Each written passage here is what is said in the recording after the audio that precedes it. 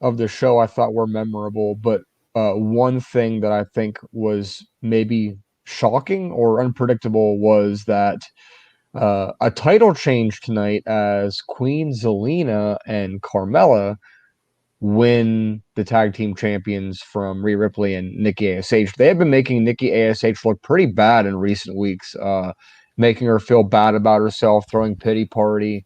I'm not sure what the point of that was, and obviously tonight it came to a conclusion when they lost their titles.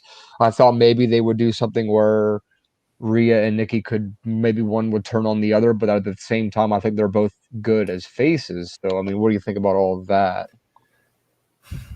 I hate to say it because it sounds bad. Like we've talked about it before. I have not been the biggest fan of Nikki ASH's superhero thing. And again, I'm a big fan of superheroes. Like that's not the problem. It's more the sort of delivery of whatever it's been like her like boom smack thing where she's trying to like, get this like catchphrase kind of going. And then she's like barely on TV recently. She was left off Survivor Series even though Rhea Ripley was part of Team Raw. I thought that was just an odd choice. Like they're the women's tag team champions, and you're not going to have them together on that team. That felt weird to me. Kind of telling. It was like honestly, the last time I really remember them being on TV was like the very very brief backstage vignettes with John Morrison looking for his chi like 2 weeks ago.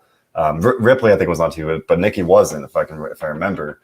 So when they announced this match tonight, I will take a little tangent to say they did something very.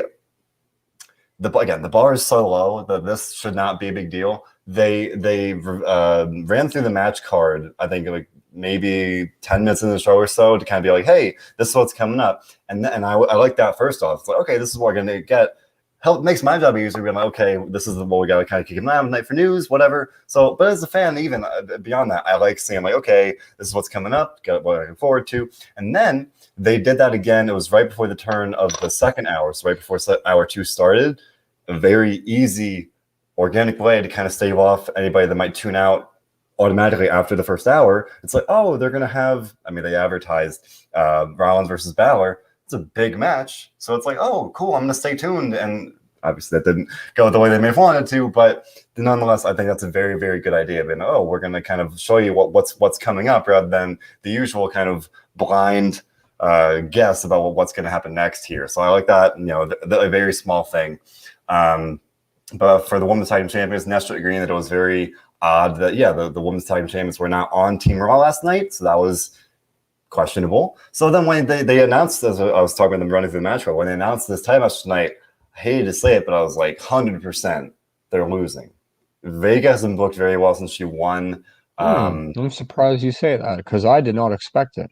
Oh, I did. Like, and to the point, I was working with one of our writers here, and he wrote there was a shocking title change, and I'm like, I don't even think it was shocking. I could tell this. I said, don't use that word because like I thought the writing was kind of on the wall. Not to say it was like it wasn't spoiled. It wasn't like I could see why I wouldn't say that, but for me, I saw it coming a mile away because the way they've been booked. We got one comment saying that there's really only at this point two.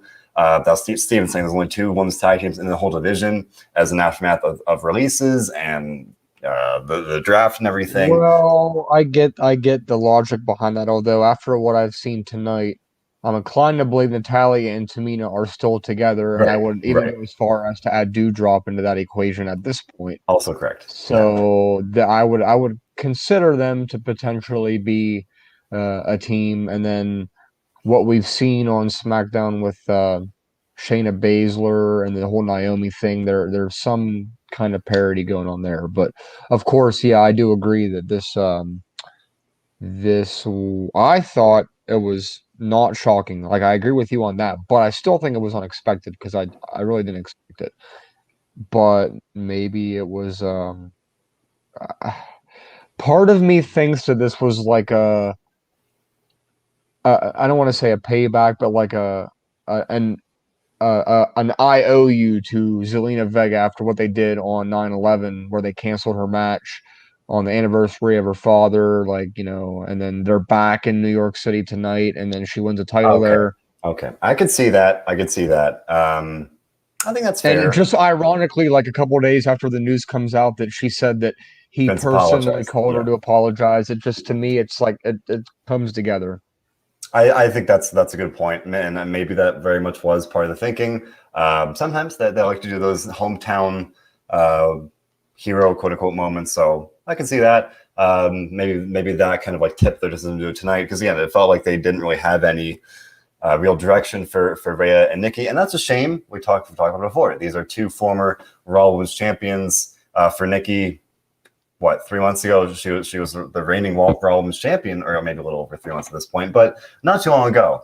She was definitely at the top there, and here we are. And she left off Survivor Series. Johnny mentioned with Shayna over on SmackDown, maybe they get kind of a Shayna and Natalya pairing, and that's what Nesha's saying. Then you mentioned Natalya Tamina still kind of being together. Do you want to say it was someone on the post show last night? A comment said that asked if I thought they're going to have Doudrop join that pairing, and I brushed it off. I was like, oh, I don't think so. I was wrong. They walked out together tonight, so I was like, I feel like that's where they're going. So I want to shout that out real quick, because that's I was wrong. So Eddie pointing out that Zelina has had a remarkable journey as well here, going from she was fired, then she won the Queen's Crown tournament, then she won the title tonight. So definitely hats off to her. Well deserved. I'm very happy to see that. I was very upset when she got released in the first place, and I was very happy when she won the Queen's Crown. And now she's still Rollins. Happy to see that DJ saying he was wanting to give the comment last night. So credit to you, DJ. I was way off on that one.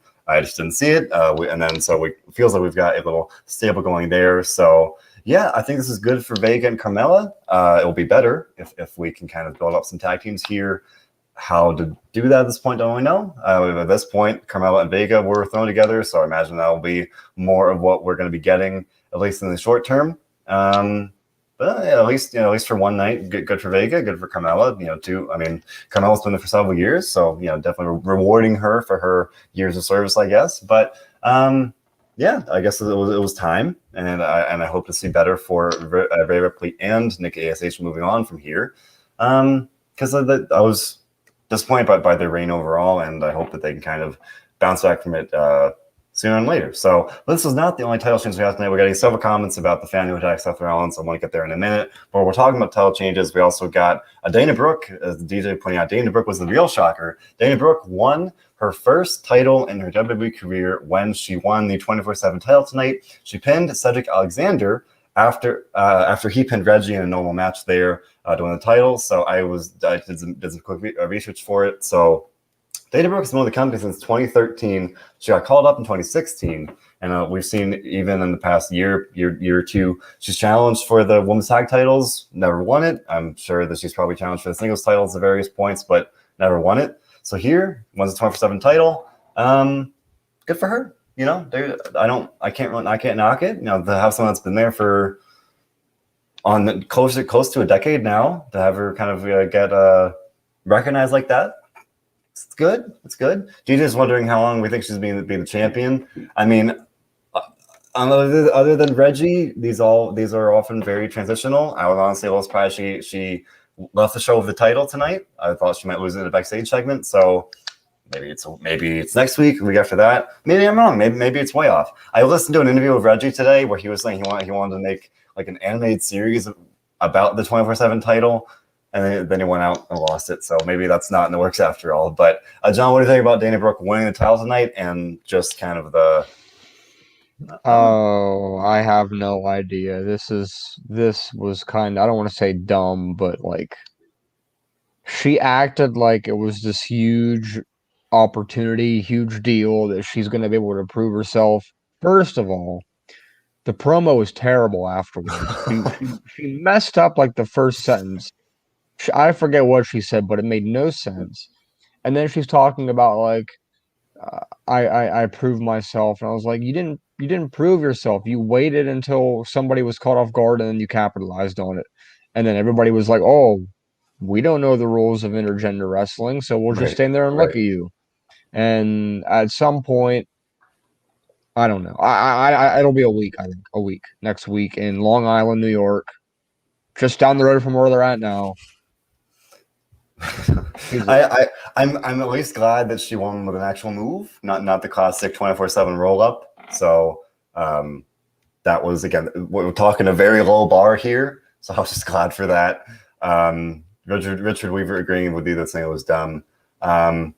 To me, I very rarely have like any really negative thing to say about the 24/7 things. I view it in like a very just separate part of the show. I don't know. To me, it's Well, in a yeah, because vacuum. nobody should have expectations with this at all.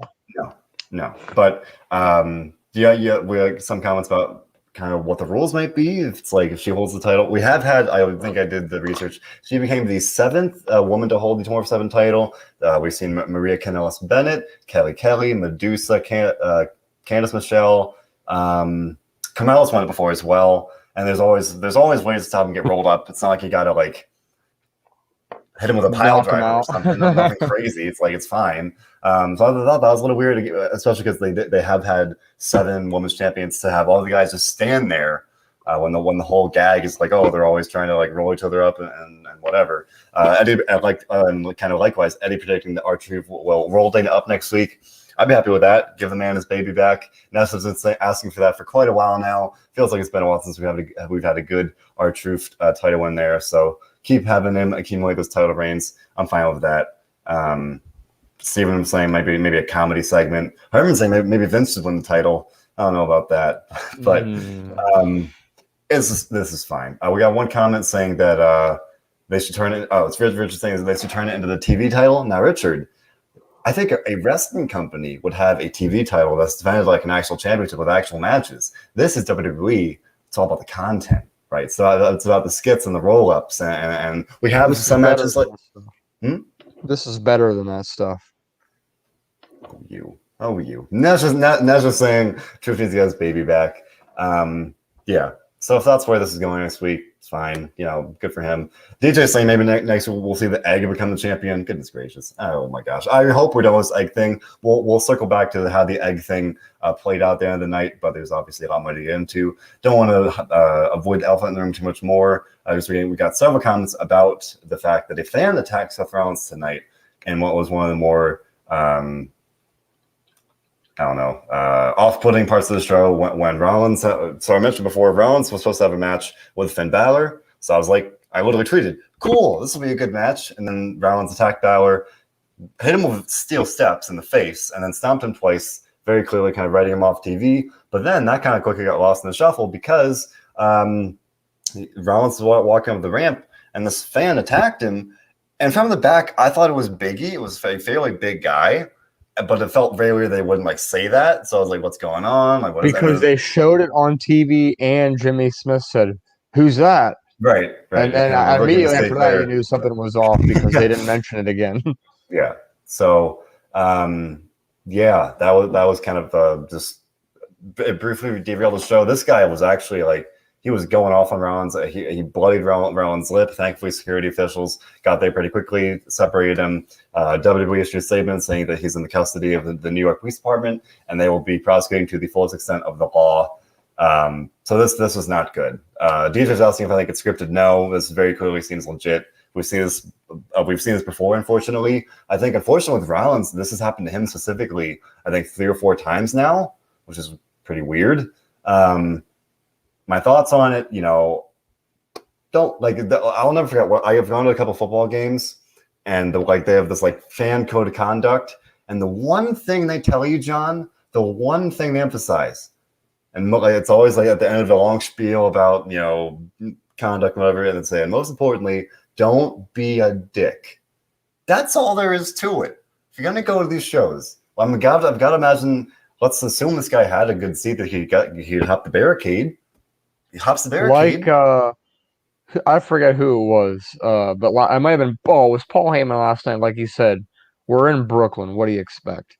This is the second time in 3 years that they've been in Brooklyn and something has happened. Bret Hart was attacked in the ring, and then of course tonight Seth Rollins is attacked on the ramp. The guy easily went around the back of where the stage is and came right up through.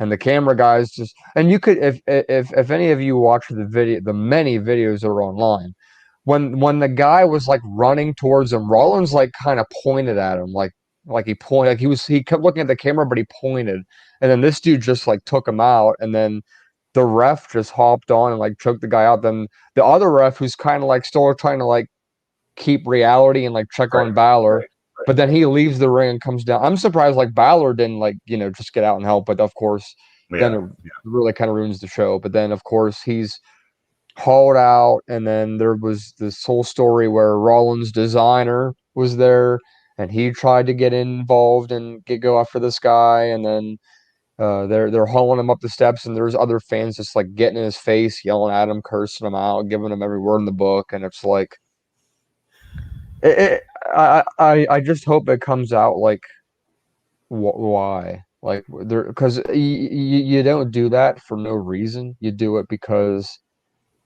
whether it's because you're something like maybe mentally wrong, or you think maybe it's more real than what it is, or we've seen that before, yeah. or it's just it was. Yeah, and like Jim says, Becky was like standing kind of there in the entranceway as it was happening, but it's like, and then let's continue this with later on in the night. He comes out again for the main event match, and he's making his entrance, and he's like doing this, like he's looking both ways and like dancing, and MVP. That was like great. just what a way to handle it. Like He's a this pro. guy is unfazable. He got up as soon as it happened and was yelling at this guy. Like he was ready to like get after it, even though he knew not to do anything stupid and he didn't.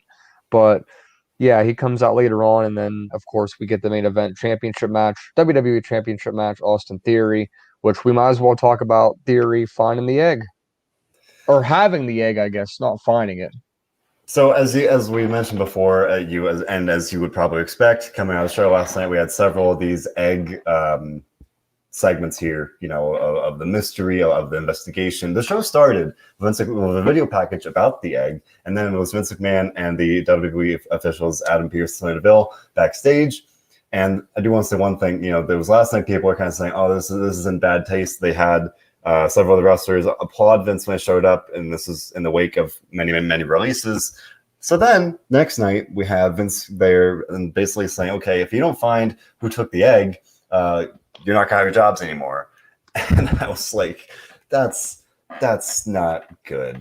Like, and I like it's storyline wise, it makes sense. I like in a vacuum, it's fine, but again, we're talking about this context and these, this has been the talk of the town recently. It's like, probably didn't need to go there. So then that led to various things. As I mentioned, there I think two, maybe two, even three vignettes. They were the superstars tearing the locker room apart. There are people kind of running, trying to find this thing, and then I think there's another one as well. Again, looking for the egg or just information about it. Because Vince said, whoever either brings me the egg or helps me find it, gives me the information, we'll get a title shot tonight against the WWE champion. So that's obviously a big deal. And so then we had, I think we had to wait until just before the turn of the third hour, where it was, there was right before commercial. Sonya just said, "We got him. We got whoever stole the egg. We know who did it." Sami Zayn wound up being the snitch. He brings in, and he wants to bring in Austin Theory, Raw newcomer Austin Theory, who does have the egg in his hands. And this man is upset, naturally, and he says, like, what were you thinking? Why did you do it? And he said, "Oh, I want to take a selfie with it, and I didn't want to do it, or with all the people around. So I took the egg back to my hotel, and I got scared." I'm like, all right.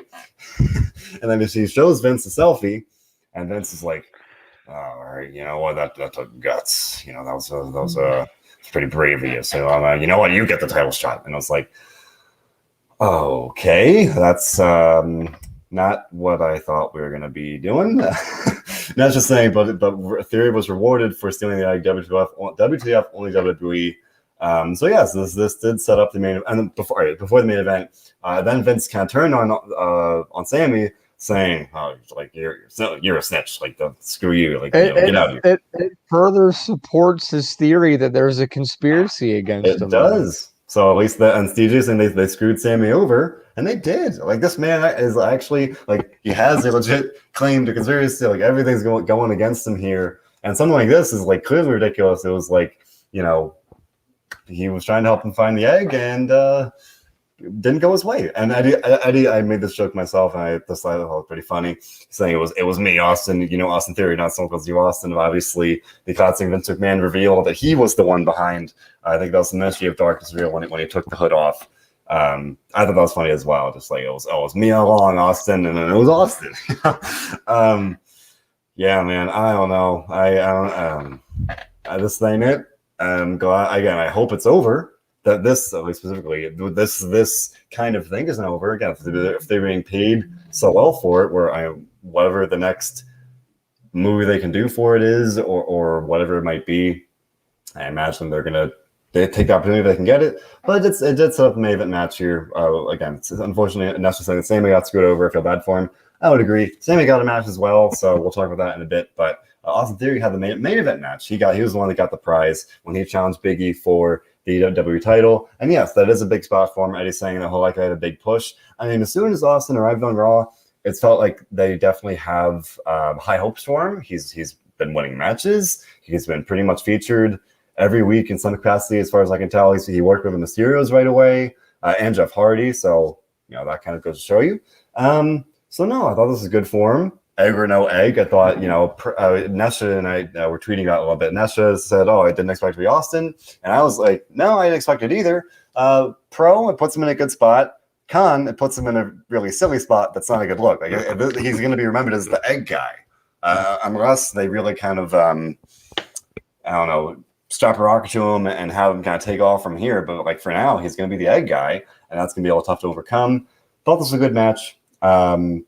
No complaints. With the match itself, I thought it was good. Austin held his own with the WWE champion, and then it kind of fell off the rails a little bit. We had Seth Rollins, consummate pro, come out and be on commentary. Kevin Owens comes out as well, and they have distractions, and that leads to Big E pinning Austin Theory. I saw some people upset that Theory kind of got quote unquote protective, like he didn't need to have the distraction. He could have lost cleanly.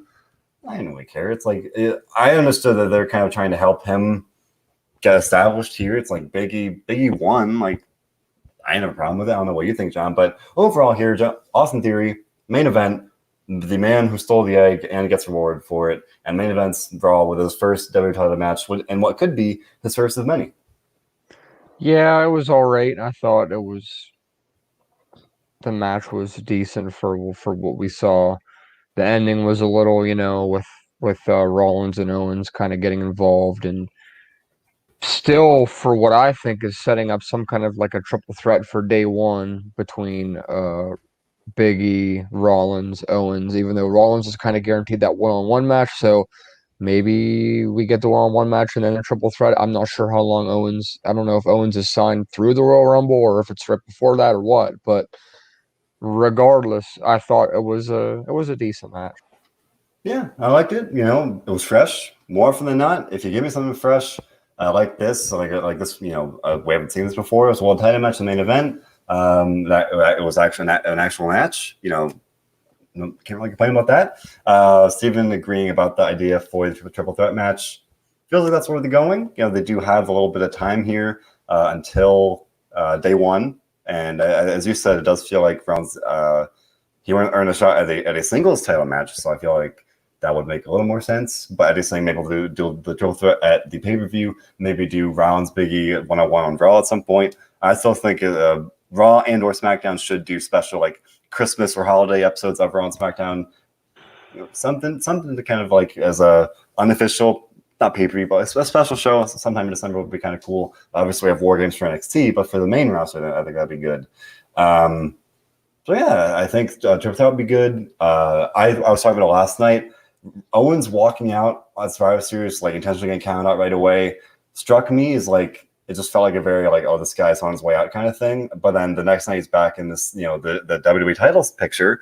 So yeah, I guess that was maybe a one-off. But as you said, I don't necessarily know how long this will go. If they're going to kind of draw us out until supposedly he's ready to leave, or if he does stay, like we still don't know. But that is still part of the conversation here. So that'll be my bet at this point that we're going to get a singles match at some point soon. And maybe Owens interferes, maybe something else happens, and we get trouble with that match at the day one pay-per-view anyway. So, and I'd like to see that. So I like that. and I think that'll be fun. So yeah, and Eddie agreeing that they agrees Owens will kind of set that up. So I'm on board with that, and that would be my prediction as well. So on night of several title matches here, not some title changes and several title matches. We mentioned Sami Zayn. Sami got a kind of consolation prize when Damian Priest had an open challenge for the United States Championship.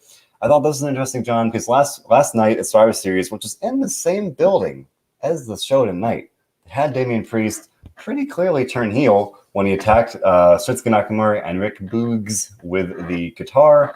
And then the next night here on Monday, he says he's playing the role of the hometown hero. He's like, "Oh, you're in New York," and he's from New York. But it struck me like, what? Like one night, quite literally, his heel turn. Next night, hometown babyface. All right, a little weird. And then Apollo Crews comes out, former Intercontinental Champion, guy that hasn't really done much since he got drafted to Raw. And I'm like, all right, that's kind of fresh. I'm on board with it. And then we got to see that Commander Aziz he's moved up in the world from enforcer to hype man because he cuts a promo hyping Apollo Crews. Haven't really seen that before. It's like, all right, cool. And then Crews is like, you know what? No, I'm good. I'm not gonna face you for your title tonight. So. Like, all right. So then Damian Priest at that point already established himself. He's like, oh, you're in New York. I'm going to beat you up. You know, it's my hometown, whatever. And the crowd was behind him. And I thought it was a fairly good promo from his perspective. But again, it's weird to have him flip-flop literally night to night in the same building. But then Sami comes out saying that there is a conspiracy against him, but he's going to answer this open challenge because you can't conspire against someone in an open challenge. Like, it's an open shot. So then we had a good match with Priest and Zayn. Priest wins. No complaints, really. That was good. I like Sami. I want better for him. But, yeah, what do you think about Damian Priest here and his ongoing ambiguous alignment here along the face-heel kind of thing as we move on here on Monday Night Raw? Oh, boy. I'm not sure. It's confusing because there seems to be a clear direction, but then there's not a clear direction. So, where do you think this is going? Like, I don't understand.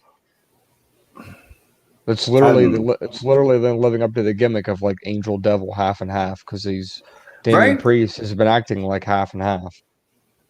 Honestly, there's something to be said for that. Like, go for it. You don't really see that all too much. Like, lean into it. Be like, this man, you know, he's literally an angel and a devil. Some nights you're going to get the angel. Some like, all right, it's going to be confusing. I don't really trust them to pull it off. But again, more often than not, I say go for the different things. Go for stuff they haven't really done before and like shake it up and try it out. And they've made that pretty clearly his kind of new thing of like, you know, he kind of snaps and the devil kicks in. So cool. I hadn't really thought of that. I more looked at like kind of the weird the booking of it, but now we're getting thoughts about who might be the one to take the title from him. Where Steven's saying he doesn't think they'll hold the title much longer. Predicting Theory or Ricochet being the guy to take the title. Of those two, I would say Theory is much more likely. Ricochet, both because Ricochet's on SmackDown and because as much as I like the guy and as talented as he is, they've just not really done right by him for some time now. But whereas with Theory, it feels like he's kind of the new toy in the toy box, and they're trying to get him established. So I could see that pretty easily. At some point soon, they've got some history dating back to NXT, so maybe we'll see that. But likewise, anyone who could take the title, maybe Bobby Lashley, to have Bobby Lashley regain the title and have another dominant run as the United States champion. I don't know about that. You know, it feels like Lashley is kind of like just a step under the world title at this point, and maybe he'll challenge. Well, he's already challenged Big E, so maybe that actually makes more sense. I don't know. I think it should go to somebody kind of up and coming at this point. I guess Theory would make the most sense based on what we've seen so far. But what do you think, John, of the options here among? I think they've got plenty of options on Raw. It's just a matter of kind of what they want to do with the champion and then Priest coming out of that. Yeah, that does make sense. I don't really have anybody else in mind that would be a good fit for this, especially when it's confusing to understand if Priest is a good guy or a bad guy. This comment from Dita along that same line saying Priest will be the next Demon Balor or the Monday Night Messiah because again he's literally the angel and the devil here. now that I thought about it a little bit, I'm like, I don't think they could pull that off of trying to have a guy be both an angel and a devil, Yeah. and that literally being his thing. Because I think, especially for the casual viewer, that would be very, very kind of jarring. And be like, oh, he's like beating up a babyface this week, and then again, maybe it's in this case the next night being the good guy. I think that'd be kind of difficult to kind of keep track of like that. So, but the thought about Lashley here, Steven saying that Lashley could win the Rumble at this point. I think he'd be a good option for it. I feel like it's more. I think in a lot of ways, the writing on the wall might be for Randy Orton. It's in St. Louis, so I feel like that might be likely, or at least likely possibility. Steven pointed out the Priest is like Jekyll and Hyde. Again, I think these are good ideas. I think that's a fitting description. I just don't know if I could pull that off. Especially it's this weekly episodic show. It's like I don't know if you could if they could really kind of pull off that kind of that's a complex story to tell, and I don't really know. If they've got that depth to do it. So especially because more often than not, they're trying to appeal to the casual viewer. They may not be watching all the time. They might not be kind of in tune with the whole extent of the product like that. So I think that'd be a very interesting story, an interesting storyline to see, but I'm not sure that's where we're going with Priest here. But speaking of interesting storylines we got tonight, John, other than the egg opening the show, very quickly here, we opened with a Randy Orton interview. He did not know where Riddle was, and I thought the Riddle stole the egg, which I thought would be kind of interesting. But then Riddle shows up, and he's wearing a fake goatee, and he's wearing Randy Orton's trademark like sleeveless sweatshirt. And then it took a couple of minutes, but then he starts to walk out to go to the ring, and it turns out he's wearing trunks. And he tells Randy like, "Oh, you told me to be more like you, so I did. I literally, made myself you." And I thought this is great. Like again, I've made it pretty clear I'm not always the biggest fan of Riddle. I thought it was pretty funny though. Just having him literally cosplay as Randy Orton. He comes out to Randy's theme song, but after he tells Randy, "Oh, I hear voices in my head," like I thought that was pretty great. But DJ saying Riddle's a riot, that he's very funny. This is one of those weeks where it definitely worked for me. I thought it was entertaining. And then so he's facing Dolph Ziggler. And it was like I was criticizing my lack of trust in them, their ability to do this Jekyll and Hyde thing for Priest. But this is interesting because he was like pretending to be Randy Orton.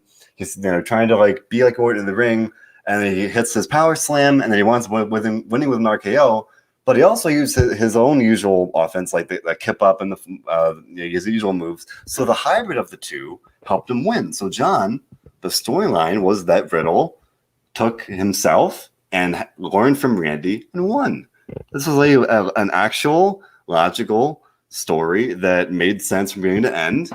And John, the bar is so low, but I was like, oh, cool. Like this is good. And I'm happy with it. Because we've seen this for the past couple of weeks where Randy's been like, you gotta listen to me. You need to be more like me. You need to not help the Street Profits and whatnot. And now Riddle's like, oh, I'm actually gonna listen to you. Well, maybe a little too much, and he won. And I said, I think last week before, Riddle's been pinned a lot lately. He literally takes Randy's advice to be more like him, and he wins. John, it's good. I thought it was great. This segment, the match, post match, everything is good.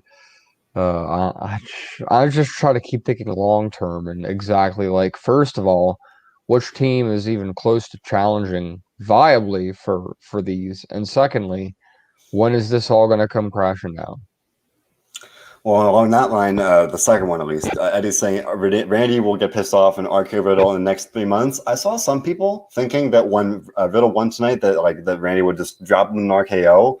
I thought like that would have sucked. Like you got this actually like good moment of like progression, and to have the turn jumpstart there. We would talk about it for weeks. I think it makes sense. Whether it's Randy winning the Rumble and doing something there, or having Riddle accidentally cost him the Rumble and having that be it, I think that's kind of where we're looking at it there. That's at least my thought about it. And again, it just feels like a very very classic WrestleMania level story of like partners breaking up and having that team. At that point, it'll be over a year. So that makes sense. I like that. I don't want them to do it. I think doing it now would be too soon because then you got in theory draw out of WrestleMania. I think that's a little too much time. So that does beg the question of what do they do until then? It's November now. They've got to kind of get through at least December if they do want doing the split in the Rumble. Tonight we saw the Street Profits. They had a match with Styles and Omos, the former champions, in which Dawkins used a fire extinguisher to save Montez Ford from Omos's clutches. I guess they use a fire extinguisher because they want the smoke, John. I think that's probably what they're going for. All right. But they did not win, so it's not like they can necessarily turn around next week and be like, "Oh, we earned a title shot." We've seen Styles and Omos many times. The Dirty Dogs briefly got a push into the top of the title scene. They've got American Alpha. We know the Mysterios are turning on each other soon. Supposedly. Maybe they'll quickly build them up to challenge, and then maybe that'll set up their split. We did see the Mysterios facing Bobby Lashley in a handicap match tonight because they are just gluttons for punishment, I guess. They both got just demolished by Lashley, and I think 2 weeks in a row. And they're like, "Oh, you can't take both of us on at once." Oh, he could. And he did. But Lashley won again. I think he's looking better than ever. But maybe they'll build up the Mysterios against the other tag teams, kind of have them move away from Lashley because Lashley's unstoppable. Have them do that. Otherwise, I don't really know. The draft, as always, kind of shakes up the rosters here. Steven's saying the Viking Raiders. I believe the Viking Raiders moved to SmackDown, if I'm not mistaken. Could be wrong on that one. Yes. I thought that was the case, though. Yeah, the depth is pretty lacking in that sense. So I think at this point, for the freshest matchup available, I would say probably I like for the Mysterios to at least challenge, but for who might win, I don't know. I guess ideally with the Street Profits down the road, that'd be my preference at this point. I've had titles in a while, so go for it. DJ saying don't even get me started about the Mysterios again. Split them up. I don't know.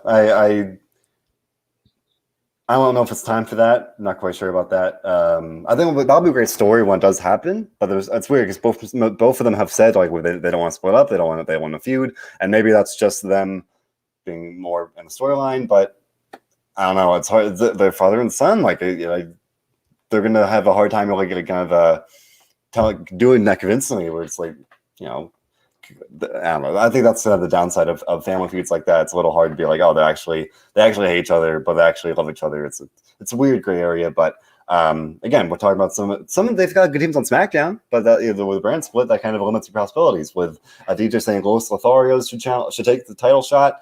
Mansoor's got a new partner, and these are on SmackDown. Yeah, they're on SmackDown. So Raw, they're kind of lacking here. Eddie pointing out, we mentioned Omos in that match for the Street Profits. Omos, and Johnny mentioned earlier, he won the Battle Royale, so maybe he'll get a big push. That's definitely what it feels like where they're going. With Eddie saying he'll even be a big threat in the Rumble, I would agree. He just literally eliminated 12 guys in the Battle Royale last night, so that feels like where they're going with that. But that's why it feels like they're not going to do Styles and Omos winning the titles again. Richard's asking again. This feels like a weekly question at this point, as this can just kind of unfold here. Asking which team Styles Omos RK-Bro will split up first.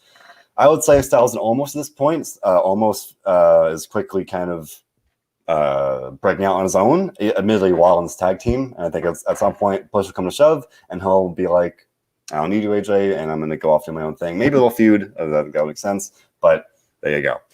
Finish with Nada saying, "What's up? We appreciate you, Nada, for always chipping with your support." Just you're talking about what was a very odd episode of Raw, very eventful one, ironically, with eggs and title changes and everything in between.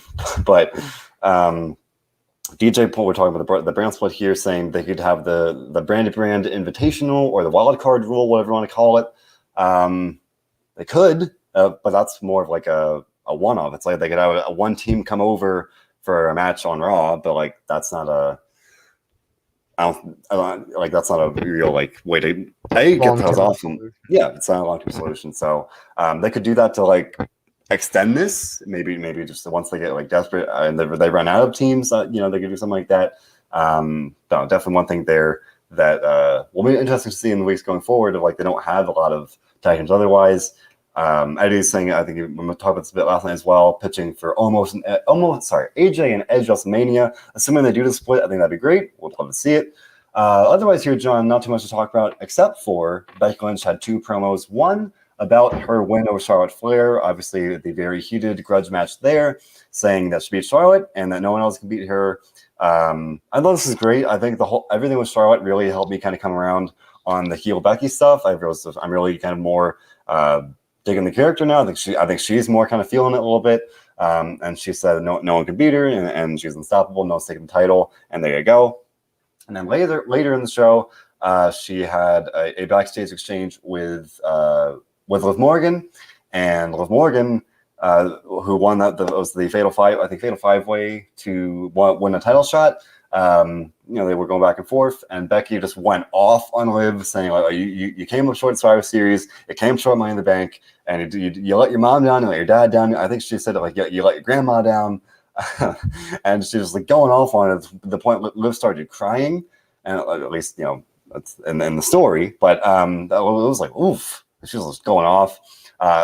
Liv had like one kind of silly line where Becky was like, you're never going to hold this title, and Liv was like, oh, I held it last week. It's just like, I dropped the title. You held up. Like, I do signings and kids hold the title, but I thought it was like a funny exchange, but also like not the best look for Liv. I was like, come on. But along that same vein here, Steven saying he didn't see anyone beating Becky, and that's Becky said. She had a great line tonight where she said the underdog does not always get their day, John. So they can position Liv as the underdog. The people can rally around Liv. They could be this great kind of underdog story.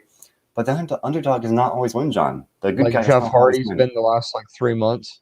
But didn't the people really want him to win last night? It seemed like that way on TV. Like they were really behind him. He was a resounding favorite to win with the crowd. That's what we all wanted. Yeah. Just like Extreme Rules. So there you go. The underdog, unfortunately, does not always win. That's what Becky's saying about Liv Morgan here. If they drag this out to day one, I think it'll be a good match. If they do it on Raw, I think it'll be a good match. I don't know exactly how the what the timeline is, but I think it'll be good.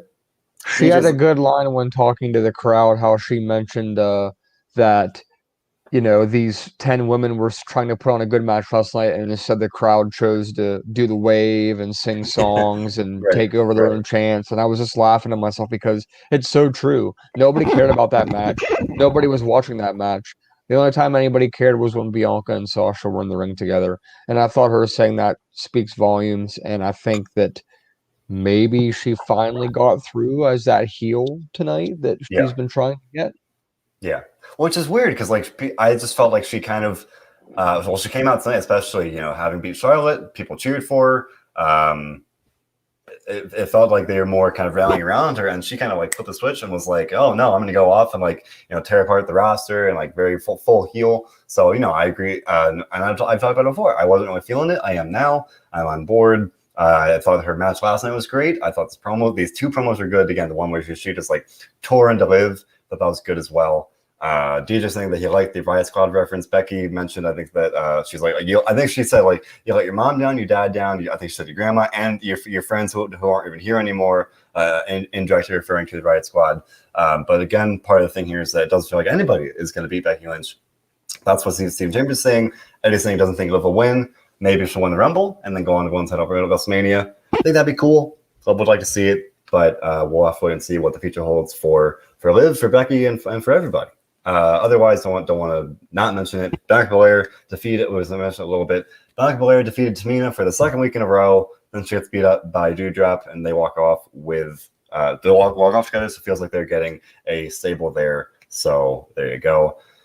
Well, of all that, John, again, from eggs to title changes to everything else they could possibly imagine, it was for Raw, especially an eventful show. That kept you guessing in some ways. So what do you think about the show tonight, all things considered, coming out Survivor Series? I went with a 6.75. I thought it was slightly below average match. It was a little goofy, a little awkward, but this is usually the time of the year that, as he says himself, business picks up. Well, I feel it's weird because usually like this specifically is the time of the business slows down, and then they heat up again. Literally, not part of the pun, but day one. It usually feels like kind of January or so. They kind of pick back up for Rumble time, build to WrestleMania. This time of year tends to be a little rough, especially now without even a pay per view in December. Again, other than NXT, it feels like we might be in for what could be, unless they do kind of want to build up the TV shows a little bit more. What could be kind of a relatively middling couple weeks. I hope that's not the case. I hope they build up the shows and they do maybe a special episode here or there to counteract that. But I think business will pick up, but I don't think it's going to happen like next week. I think it might be more of a Christmas time or maybe after that even. But I would like not a bad show. You said 6.7. Richard with a 6, Eddie with a 6.7, Brian with a 6 as well. Nando with a 5.9 and 2/3 ducks out of 10.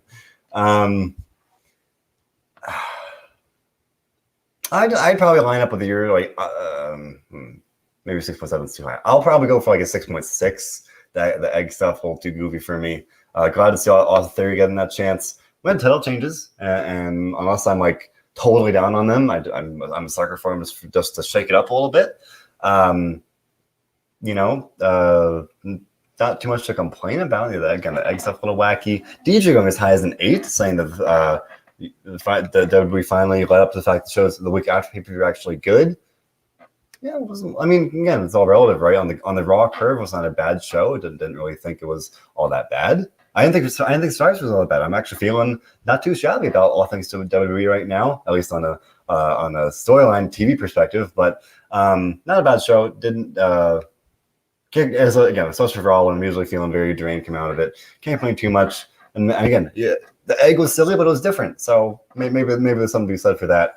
Lastly, here before we got here, DJ's asking about something I want to being the very controversial topic today, where Andrade El Idolo of AEW fame now unfollowed Charlotte Flair, his I think fiance, or at the very least long-term girlfriend, on social media. I don't think they broke up. I don't know what to make of it. I don't want to speculate on it. I don't know what's going on there. But this definitely blew up today in terms of getting over the place. I don't know. Maybe it was an accident. Maybe he accidentally swiped left. I don't know. If anything's going on there, I'd imagine they would say something. From all appearances, and literally as of like a week ago, they were still doing on cute couples pictures and everything. Like, as far as I can tell, from the very, very outside position that I'm sitting in, everything seems fine. I don't know why if it was intentional. I don't know. I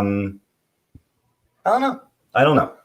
Again, could be something, could be nothing. Till we know more. I don't really want to speculate on it. That's what I got. Any thoughts on John? Yeah. There's nothing to say because there's nothing to say. I might be biased, but I agree with Sean Smith's sentiments, where this could be just an attention-seeking move or a PR stunt or something like that. Because and let's be real, whose job is it to watch this and see like, oh my God, you never guess what I just saw.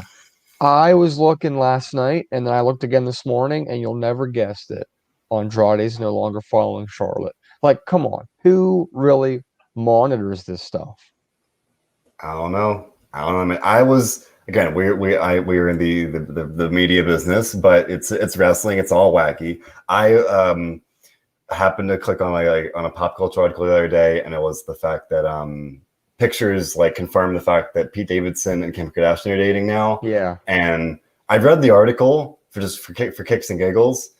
And this, I'm not trying to be hypocritical because we write about stuff that's like real. Sometimes it's just like, it's so silly. But there's this whole article about this relationship. It's like, kind of like he's like, yeah, you can see it on social media, but like someone's job is like to write this up. It's like, and now this, someone, as you said, was like, presumably following the account or happened to check it or whatever it might be. Again, I don't know how they even found out about that he wasn't following anymore. I don't know. If anything comes of it, obviously we'll have more information as it becomes available. But for now, there's nothing to really say about it because I don't know. Maybe it was. Maybe he wanted to kind of stir up some controversy without any actual consequence or significance to it. Who knows, right? The wrestling world is very wacky. People do weird things, or again, maybe it was an accident. Who even knows? But with that being said, John, a weird episode of Raw, not a bad one, but a weird one. And with that, we're moving on here to NXT 2.0 tonight. It's now Tuesday morning, so for Tuesday night, John and I will be back here to talk about all things NXT.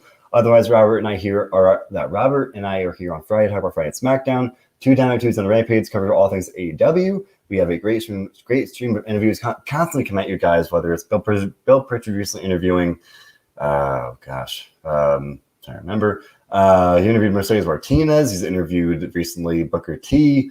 And many, many more than I can even name. I recently interviewed Brian Johnson, Ring of Honor. Dominic D'Angelo's interviewed several MLW talent, such as Gnarls Barkley. He's got that one coming up as well. So all these things and more coming up to down the pipeline. So make sure to leave a like and subscribe. As not just saying, we've got a great follow along. You know, with all of our wonderful embeds here on the screen. We've got a great team that I'm very, very honored to be a part of. So with that being said, well, I thank you so much for listening here, for listening to us on a late on a Monday night talk about the wacky wild world of wrestling, which is it's an odd journey, John. And no matter where it takes us, we try to do one thing above all others. And can you tell me what that is? Enjoy wrestling. Indeed. Thanks for listening, everybody.